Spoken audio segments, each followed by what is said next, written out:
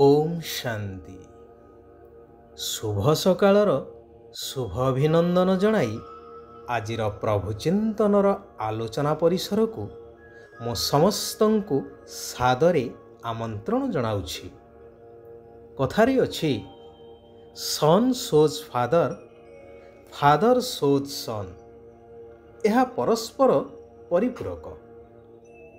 जेपरि कौनसी महान व्यक्तिंकर संतान मानंको मध्य समस्ते जानी थांती बा परिचय कहिबा मात्र के चिन्हि जाई थांती, सही परी कौनसी पिला महान कार्य कले बा सफलता पाई लोकलोचन को आसी जाई थांती, तांको द्वारा तांकर पितांकर मध्य ना हेई थाए।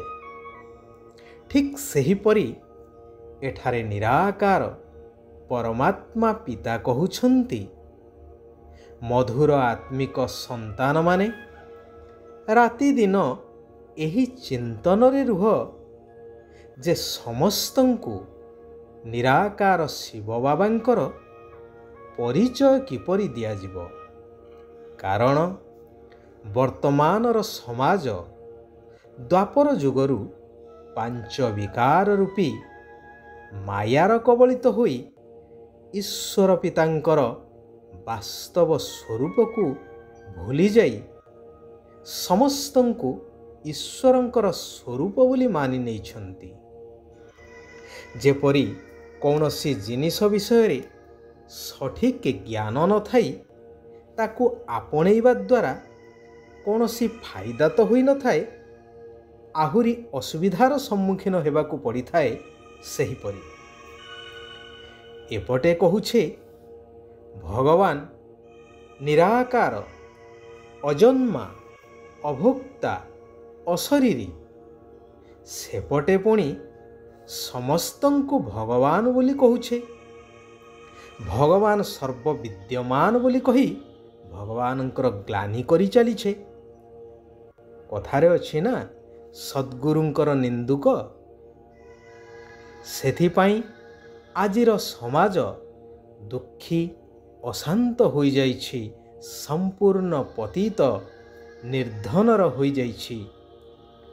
चारिआडे त्राही त्राही करुछंती, सर्वव्यापी कहउछंती, पुणी डाकुछंती, हे पतित पावन आस आमको मुक्ति दियो। जदि भगवान सबुठी अछंती तेबे डाकिबार आवश्यकता कौन अछि? एबे भगवान स्वयं कहउछंती कि मु सर्वव्यापी नुहे, सेइथिपाई तो गायन करुछ यदा यदा हि धर्मस्य ग्लानिर्भवति भारते। एबे सेही समय जेतेबेले कि मु आसीछि तुम आत्मा मानंकु सद्गति प्राप्त करैबा पाई। तेणु प्रत्येक आत्मांकु सारा विश्वर आत्मा मानंक पाखरे एही संदेश पहुंचेइबा अति आवश्यक रहिछि कि निराकार पतित पावन सद्गुरु परमात्मा शिव बाबा आसीछंती। तेबे जाई भगवानंकर प्रत्यक्षता हेई परिबो एवं समस्त आत्मा मानंकर कल्याण हेई जिवो, समस्तंकु मुक्ति एवं जीवन मुक्ति मिली जिवो। सत् पिता, सत् शिक्षक सद्गुरुंकु स्मरण करी तांक प्रदत्त ज्ञान को पात्र देखि दान करिबा आवश्यक। ज्ञान धन देवा पूर्वरु प्रथमे देख तांकर आग्रह को। जदि सेमाने आग्रही नाहंती तेबे केवल परमात्मांकर परिचय देई सेतिकिरे ही बंद कर देवा उचित। एहा द्वारा जना पड़िबो कि प्रकृतरे सेमाने एई संगम जोगी ब्राह्मण हेबार उपयुक्त कि नुहे। जेउ माने शिव बाबा एवं देवता मानंकर भक्त चेष्टा करी सही मानंकु ଜ୍ଞାନ ଧନ ଦାନ କରିଚାଲ।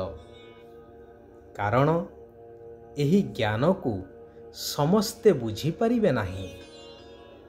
ବୁଝିବେ ସେହିମାନେ ଯେଉଁମାନେ ଶୂଦ୍ରରୁ ବ୍ରାହ୍ମଣ ହେବାକୁ ଚାହୁଁଥିବେ, ଅର୍ଥାତ୍ ଯେଉଁମାନଙ୍କର ଶୂଦ୍ରରୁ ବ୍ରାହ୍ମଣ ହେବାର ପୂର୍ବକଳ୍ପ ଭଳି ଥିବ। ତୁମେମାନେ ଚେଷ୍ଟା କରି ଗୋଟିଏ କଥା ସମସ୍ତଙ୍କୁ ଶୁଣାଅ ଯେ ସମସ୍ତଙ୍କର ସଦ୍ଗତିଦାତା ଏକମାତ୍ର ନିରାକାର ପରମାତ୍ମା ଶିବ ବାବା ହିଁ ଅଟନ୍ତି।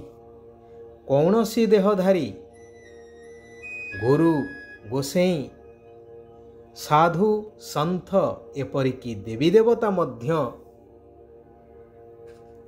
ସଦ୍ଗତିଦାତା ହେଇପାରିବେ ନାହିଁ।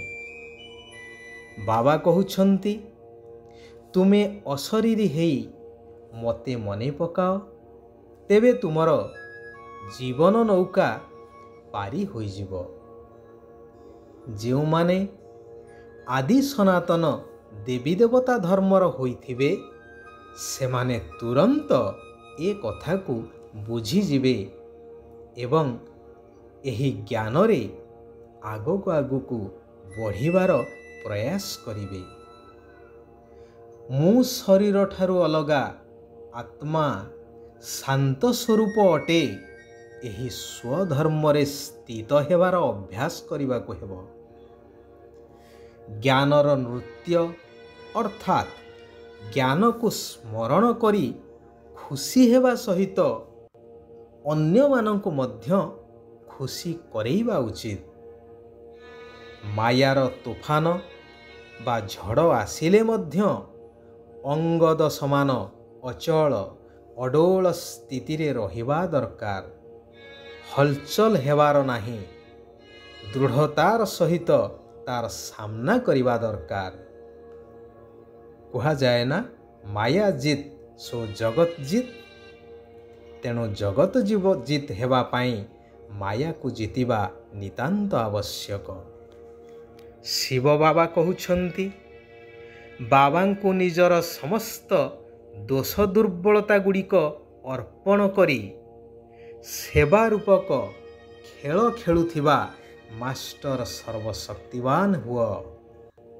ପ୍ରତ୍ୟେକ କାର୍ଯ୍ୟ ବା ପ୍ରତ୍ୟେକ କର୍ମ କରିବା ସମୟରେ ସ୍ମୃତିରେ ରହୁ କି ସର୍ବଶକ୍ତିମାନ ବାବା ମୋର ସାଥିରେ ଅଛନ୍ତି। ମୋ ମାଷ୍ଟର ସର୍ବଶକ୍ତିମାନ, କାରଣ ଭଗବାନ ସର୍ବଶକ୍ତିମାନ, ମୁଁ ତାଙ୍କର ସନ୍ତାନ।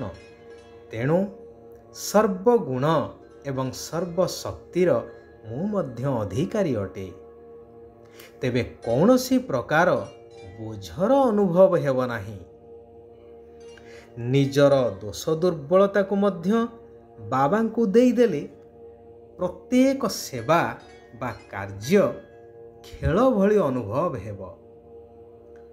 ଥକାପଣ ବା କ୍ଳାନ୍ତି ଅନୁଭବ ମଧ୍ୟ ହେବ ନାହିଁ, ଯେହେତୁ ସ୍ମୃତିରେ ରହୁଛି କି ମୁଁ କରୁନାହିଁ, ମୋ ଦ୍ୱାରା ହେଉଛି କରେଇଲା ବାଲା ନିରାକାର ପରମାତ୍ମା ପିତା। ମୁରଲୀଧରଙ୍କର ଜ୍ଞାନ ମୁରଲୀ ଶୁଣି ଦୈହିକ ଚେତନାଠାରୁ ବା ଦୈହିକ ଚେତନାକୁ ସମ୍ପୂର୍ଣ୍ଣ ରୂପରେ ଭୁଲି ଖୁସିର ଆନନ୍ଦର ଝୁଲଣାରେ ଝୁଲୁଥିବା ଆତ୍ମାମାନେ ହିଁ ପ୍ରକୃତରେ ଗୋପ ବା ଗୋପୀ ଅଟନ୍ତି। ଆଚ୍ଛା, ଆଜି ପାଇଁ ଏଇଠାରେ ଆମେମାନେ ବିରାମ ନେବା। ଆସନ୍ତାକାଲି ପୁନଶ୍ଚ ଆମେମାନେ ସେହି କଲ୍ୟାଣକାରୀ ପରମାତ୍ମାଙ୍କର ଆଉ କିଛି କଲ୍ୟାଣକାରୀ ମହାବାକ୍ୟ ଉପରେ ଆଲୋଚନା କରିବା। ନିଜ ଜୀବନକୁ ପରିବର୍ତ୍ତନ କରିବା ସହିତ ସାରା ବିଶ୍ୱର ଆତ୍ମାମାନଙ୍କର କଲ୍ୟାଣ କରିଚାଲିବା। ସାରା ବିଶ୍ୱର ଆତ୍ମାମାନଙ୍କର କଲ୍ୟାଣ ହେଉ, ସମସ୍ତେ ସୁଖ ଆଉ ଶାନ୍ତିର ଅନୁଭବ କରନ୍ତୁ। ओम शांति। ओम शांति। ओम शांति।